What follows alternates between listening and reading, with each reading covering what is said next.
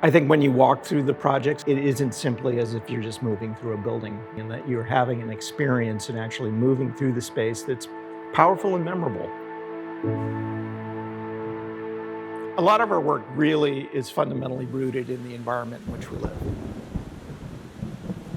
That project is really based on a natural canyon that's down south of the university. There's water capturing inside there. There's a whole series of waterfalls that are all captured inside. It's pretty special. It's kind of a religious experience when you're inside it during some storms. It very much feels like you're in a canyon.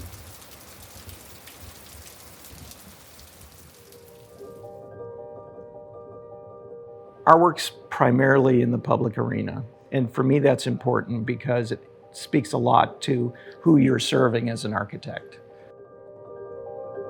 So many of these projects we do are actually physically even built by people that live in that community too, right? So there's a sense of pride, there's a sense of ownership, and being a part of that process to me is super exciting.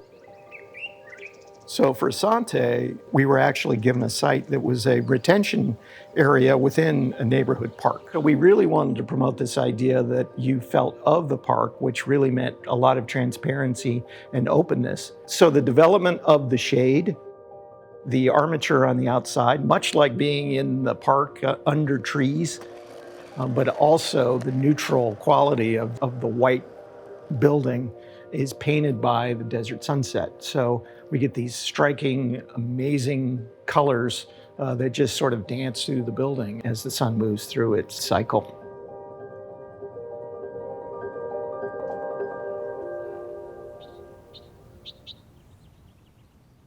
We oftentimes get sort of painted with the brush of being desert architects.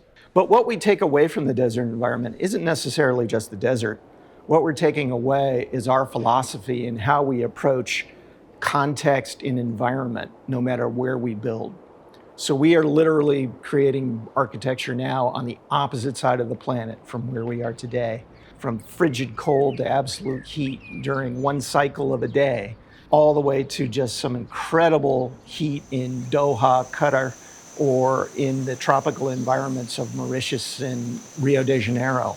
So every time we build in a place, we spend a lot of energy in understanding the context, understanding the science, and then how do we leverage that to create a better piece of architecture?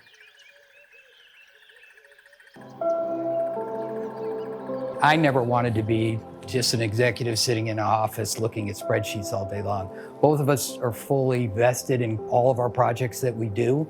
We're in this to be architects. We're in this to design, we're in this to build, we're in this to create. And we have very skilled, very talented people here. In small groups of very dedicated people can achieve some amazing results.